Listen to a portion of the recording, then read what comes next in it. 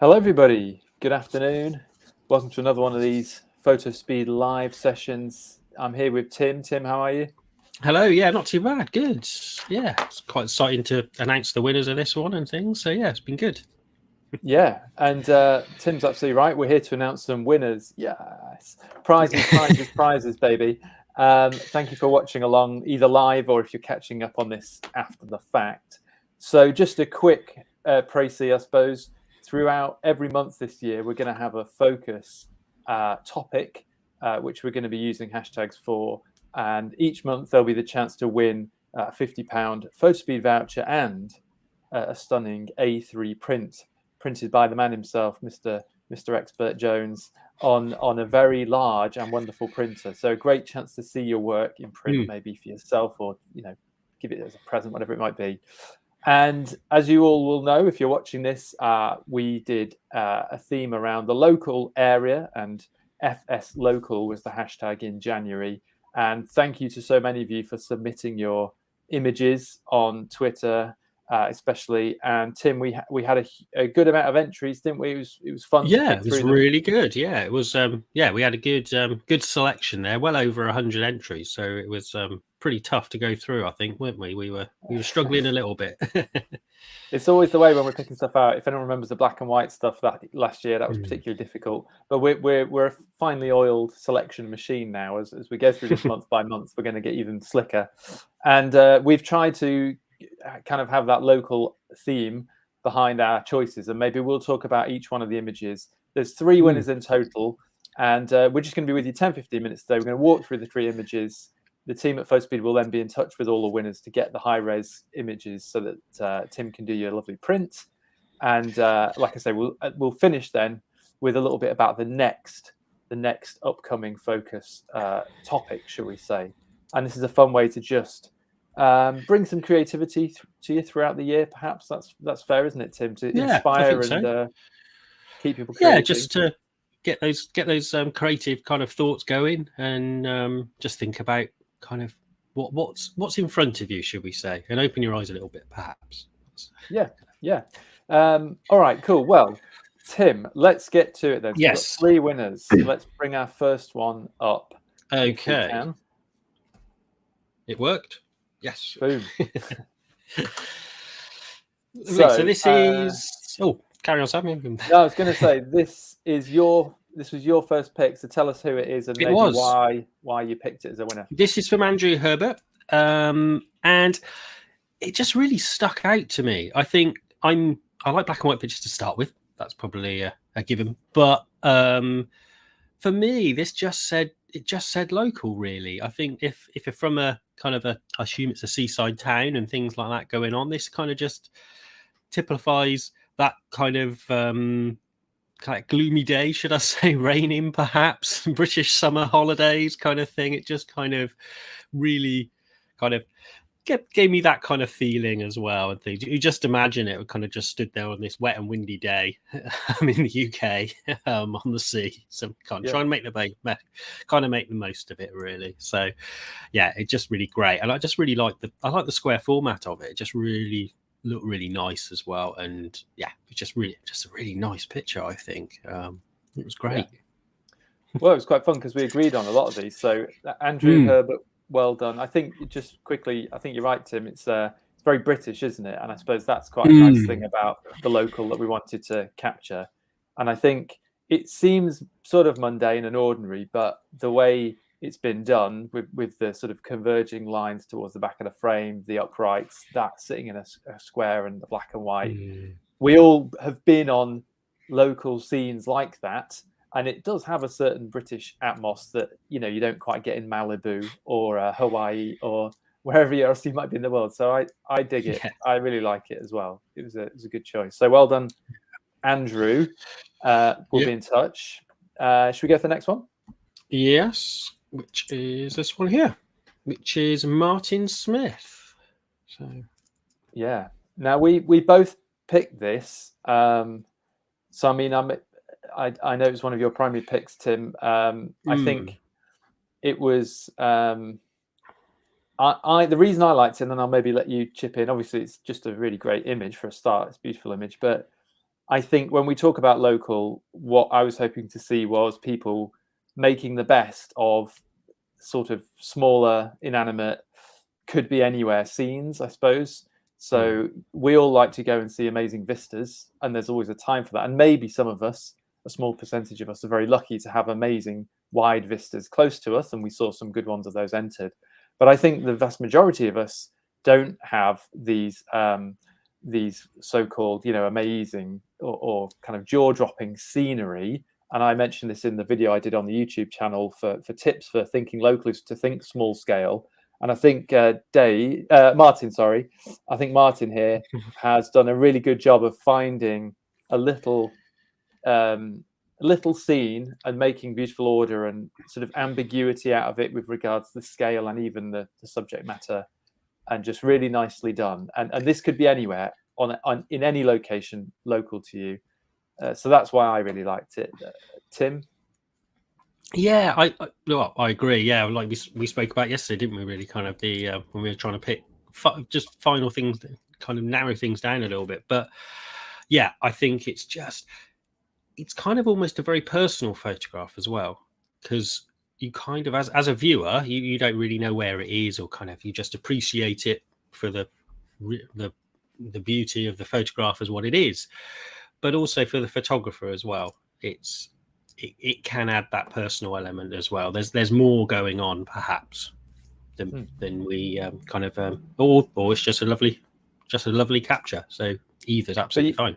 It's kind of you can see a lot more. You want to know, don't you? Yeah, you want to know as the viewer. Yeah. Where is this? What was that bigger? So that it's pulling you in and it's making you kind of engage, and that's a thing you can't always put your finger on, I think. So yeah, wicked.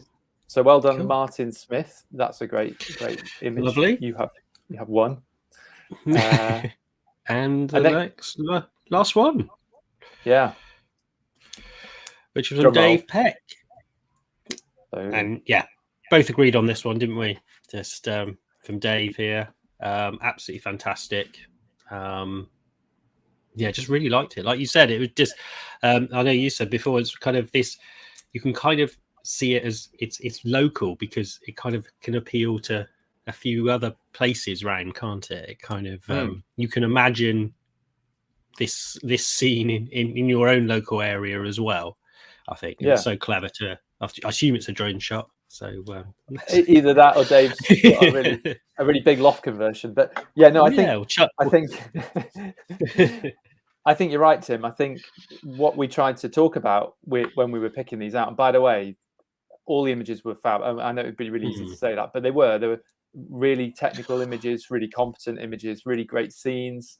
And it was just, we always have to pick something. But I think we kept saying to ourselves, well, what does the theme of local bring to it? And does it match that? And I think for me, Dave, I don't know exactly what happened here, but I can imagine waking up or even later in the day, you want to get out, the conditions are interesting, but maybe you can't get too far, or you have an idea of this from a waiting for these conditions point of view, and up goes the drone, and you make the image. And I think just quickly, as on a thought on drones, I know some people talk about whether that's photography or not.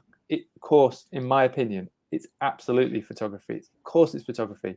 We are always selecting what we put in our frame, whether you're doing that through a screen that you're looking at through looking down, whether you're doing that through a screen you look at on the back, whether you do that through an analog image, it doesn't matter. You're making a selection, and that is the art of photography. And so I absolutely think it's totally valid. And this just works, doesn't it, from a graphic point of view? The circle, the sweeping lines, it really, really is really strong. Cool image. It almost really cool. Almost goes into a still life, almost, doesn't it? You've got the roads and everything, and the position of that car as well is just perfect. So yeah, exactly. Yeah. Excellent timing, forethought, and design, understanding of design. So well done, Dave. Dave Peck, great image. So all of you guys, you've won the A3 print. Fotospeed will be in touch with you through social media probably to get the high-res image. Tim will print that off and get it sent to you, and we'll send you each a £50 Fotospeed voucher. So that's pretty cool, just for posting an image, taking 10 seconds to do that online. Now, that's FSLocal for January. Tim, should we just just have a quick 2-minute Yes. chat about what's up next? Because in Yes. February we've Yeah. got a new theme. Do you want to just introduce Yeah, that? well, I suppose I did just hint at it, really. I suppose in the which is still life. So we're looking in February at everything to do with still life photography, be that the traditional sense or be that in a more creative way. So we're hopefully going to be posting. Well, we will be, not hopefully. We're going to be looking at posting some blogs and some videos on how to think about still life and what it means really, and what it can mean. I think that's a good point. Pushing the boundaries a bit. Yeah, I think this is a really interesting one because I'm not someone, for example, who has ever had any sort of studio at home where I would assemble things for still life. And I'm sure many of you are the same. However, still life is not just that. There's kind of two schools. There's found and created. Created might be, for example, when you select items and put them together. And we think of still life sometimes as a selection of things in a studio on a backdrop, but it can also be found still life, which you might find in the landscape. So that could be inanimate objects such as rocks and other things, where you where you select and find a small scale scene. That's usually what it would be, that is inanimate, and you're not moving things within it. You're not putting things on top of stuff. That's another conversation. But purely from a sort of still life and an academical and a meaning point of view, you can find those things in the landscape. And that's the kind of thing I would be looking for. And I would encourage you, if you're sharing images with us in February, if you have your own setup and you want to do things at home with still life, wicked, go for it, because that'll be really different. And it's not stuff I do, and I love to see it done really well. But if that doesn't excite you and you're more about being out in the landscape, then get out into your local area and look on a sort of small scale inanimate things that you might be able to find an ordered sense of rhythm and shape and flow within. And on that point, I'm going to be putting out a video next week for Fotospeed on the YouTube channel where I will talk you through my process in doing that out in the landscape, with a couple of examples of me out in the landscape and back at home printing and talking about that sort of imagery. So it will be really interesting to see your images using the hashtag FSStillLife through February. And we'll, again, at the end of the month, we'll pick out 3 winners, and we'll also do a print for them and a £50 voucher each on that. Tim, is there anything else you wanted to add?